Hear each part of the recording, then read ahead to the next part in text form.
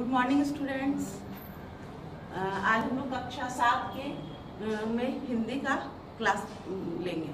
ठीक है, आज हमारा पाठ है 6। हम लोग पिछले 5 पाठ को हम लोगों ने पढ़ा है और उनके प्रश्न उत्तर भी हम लोग कर चुके हैं। हमारा 6ठा पाठ का नाम है कर्तव्य पालन। बच्चों, इस पाठ के नाम में ही हमें बहुत बड़ी सीख मिल रही है। कर्तव्य पालन, इसका मतलब होता है हम सभी जो भी इस धरती पे जीवित प्राणी हैं, हम सभी का कुछ न कुछ कर्तव्य होता है अपने जीवन के प्रति, अपने परिवार के प्रति, अपने हर जगह हर क्षेत्र में अगर हम कहीं भी हैं तो हमारा कुछ न कुछ कर्तव्य होता है। ठीक है, तो हमें अगर अपने जीवन को सफल बनाना है और अच्छा व्यक्तित्व पूरी दुनिया के सामने प्रस्तुत करना अपना, तो हमें अपने कर्तव्य का पालन हमेशा करते रहना चाहिए।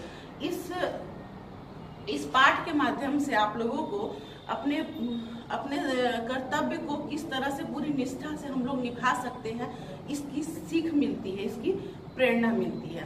बच्चों, देखा जाए तो हमारा यह जो पाठ है यह एक विधा के रूप में देखा जाए तो यह है एकांकी। विधाएं बहुत सारी होती हैं हमारे हिंदी पाठ्य पुस्तक में। बहुत सारी विधाएं होती हैं, जैसे कि कविता, कहानी, एकांकी,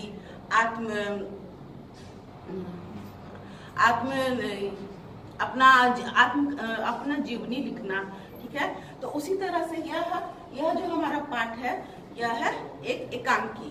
बच्चों, एकांकी का मतलब होता है इसे कुछ पात्र मिल करके उसको दिखा रहे हैं, प्रस्तुत कर रहे हैं। ठीक है, तो जब भी हम लोग एकांकी पढ़ते हैं तो उसमें मुख्य पात्र लिखे रहते हैं, पात्रों के नाम रहते हैं, उसमें समय और समय को भी बताया जाता है।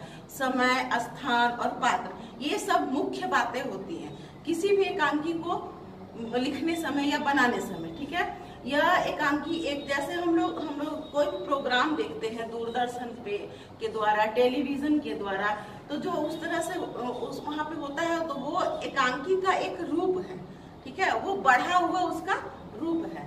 ठीक है, तो उसी तरह से हमारे सामने यह जो कर्तव्य पालन हमारा पाठ है यह एकांकी के रूप में प्रस्तुत किया गया है, जिसमें मुख्य पात्र है राजा, वन रक्षक और एक दरबारी। ठीक है बच्चों, पुराने जमाने में जब राजा महाराजाओं का राज चलता था तो राजा अपना अच्छा व्यक्तित्व करने के लिए या अपना न्याय को सुदृढ़ बनाने के लिए राजा क्या करते थे कि भेष बदलकर अपने राज्य में घुमा करते थे, ताकि उन्हें अपने राज्य के बारे में सही जानकारी प्राप्त हो सके कि उनके राज्य के लोग खुश हैं, उनकी प्रजा खुश है या नहीं। तो इसी तरह हमारे इस पाठ के जो मुख्य पात्र हैं राजा, वो जंगल में अपना भेष बदल करके निकल गए कि वो देखना चाहते थे कि उनके जंगल में कौन डकैती करता है, चोरी वगैरह करता है। ठीक है, तो जब वो निकले तो वहाँ पे जो वन रक्षक उन्होंने तैनात किया हुआ था, वो वन रक्षक उन्हीं को पकड़ लेता है और वो तो जानता नहीं है कि ये राजा है, इसलिए वो अपने कर्तव्य का पूरी निष्ठा से पालन करता है।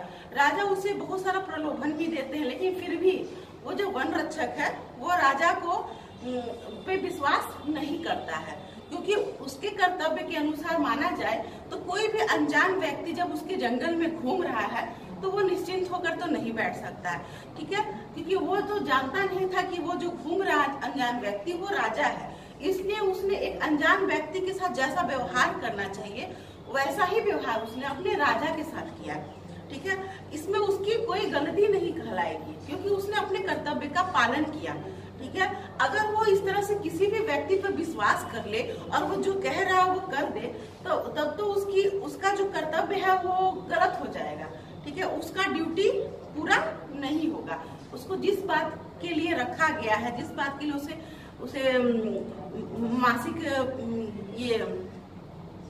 मासिक भत्ता मिलता है, वो सब तो बर्बाद हो जाएगा। ठीक है, राजा उस पर विश्वास करके उसको वन रक्षक बनाया। वन रक्षक का मतलब है वन का रक्षा करने वाला। तो वन का रक्षा करने वाला के सामने अगर कोई अनजान व्यक्ति जंगल में दिखाई दे तो वो उसको नहीं छोड़ सकता है, वो उसके साथ कुछ न कुछ उसको समझाएगा, उसको अपने उसके बारे में जानेगा, उसको रखेगा ही। तो वन रक्षक ने ऐसा ही किया।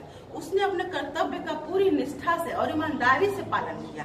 राजा ने उसे घूस रिश्वत देने की भी कोशिश की, लेकिन फिर भी वह अपने जगह से नहीं हिला। बच्चों, यहाँ पे यही हमें प्रेरणा मिलती है कि हमारा जो कर्तव्य है उसे पूरा करने के लिए हमें सब कुछ करना चाहिए, लेकिन जो हमारे कर्तव्य से हमें हिला दे, जो हमें हमारे कर्तव्य से डिगा दे, हमें वैसा काम बिल्कुल नहीं करना चाहिए। जैसे आप सभी का अभी का कर्तव्य क्या है? आप सभी का कर्तव्य है पूरी निष्ठा के साथ अपने पढ़ाई को पूरा करना, ठीक है, अपने माता पिता के उम्मीदों पर खरा उतरना। तो बच्चों, अगर आप अपने कर्तव्य के पालन करने में निष्ठा और ईमानदारी नहीं दिखाओगे तो आप कभी सफल नहीं हो पाओगे, ठीक है। तो इस पाठ के माध्यम से भी हमें यही प्रेरणा मिल रही है। उसी प्रकार राजा जब वन रक्षक को यह पता चलता है कि मैं जिस व्यक्ति को अपराधी समझ रहा हूँ वह राजा है, तो वह तुरंत ही राजा के पैरों में गिर पड़ा। लेकिन वह इस बात से डर रहा था कि राजा मुझे दंड देंगे, परंतु राजा ने ऐसा नहीं किया। राजा ने वन रक्षक के ईमानदारी और निष्ठा का सम्मान किया और उसे पुरस्कृत किया ताकि ऐसे लोगों का मिसाल बनता रहे। तो हम सभी को इस पाठ से यह सीख लेना चाहिए कि हमें अपने कर्तव्य का पूरी निष्ठा से पालन करना है और कभी भी अपने कर्तव्य से हिलना नहीं है, ठीक है। किसी के भी बहकावे में हमें नहीं आना चाहिए, ठीक है। आप सभी इस पाठ को भी अच्छे से पढ़ोगे और हमारा इस पाठ से संबंधित जो हमारा परियोजना कार्य है, पहला है राजा द्वारा दी गई परीक्षा में वन रक्षक किस प्रकार खरा उतरता है। पूरे पाठ को अच्छे से पढ़ने के बाद आप लोगों के मन में जो विचार आता है वो लिखना है, ठीक है। लेकिन किताब की भाषा को आपको नहीं लिखना, आपको अपनी भाषा में ही उत्तर लिखना है, ठीक है। दूसरा क्वेश्चन है वन रक्षक को राजा पर क्या संदेह होता है, ठीक है। और तीसरा क्वेश्चन है वन रक्षक को उसकी नेकी और ईमानदारी का क्या फल मिला। ये पूरे पाठ को पढ़ने के बाद ही आप इसका उत्तर सही से लिख पाओगे।